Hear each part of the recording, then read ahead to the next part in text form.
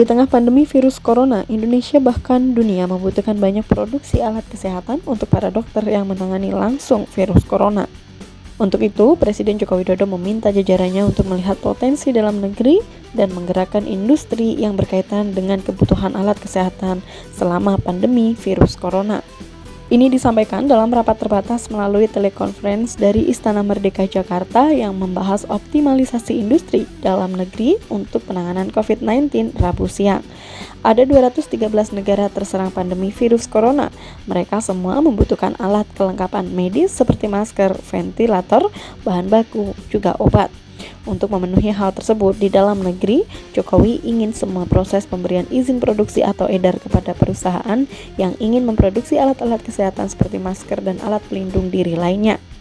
Menurutnya, sejumlah industri dalam negeri telah mampu memproduksi alat pelindung diri dalam jumlah besar yang harus diatur lebih lanjut agar kebutuhan para dokter dan tenaga medis di lapangan dapat segera terpenuhi. Kita harus melihat kembali seluruh potensi sumber daya yang kita miliki di negara kita, terutama industri dalam negeri kita dalam memproduksi alat-alat kesehatan yang dibutuhkan dalam penanganan COVID.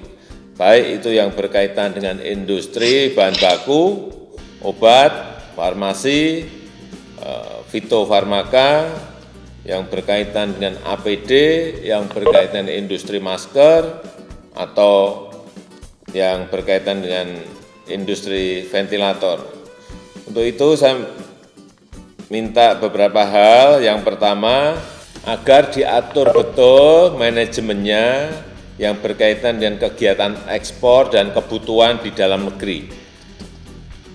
Jangan sampai semuanya diekspor, dalam negeri malah kita tidak dapat.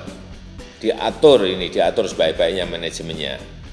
Baik itu yang saya lihat APD kita sekarang sudah bisa memproduksi banyak, baik itu yang berkaitan dengan masker kita juga bisa memproduksi banyak, agar ini diatur. Yang kedua, betul-betul mengenai relaksasi proses perizinan ini tidak menghambat.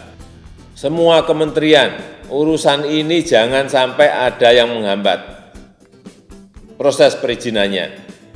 Baik urusan APD yang masih butuh standar ini menjadi kewajiban kita untuk memperbaiki agar standar itu terpenuhi, tetapi jangan mempersulit. Tolong ini betul-betul didengarkan betul.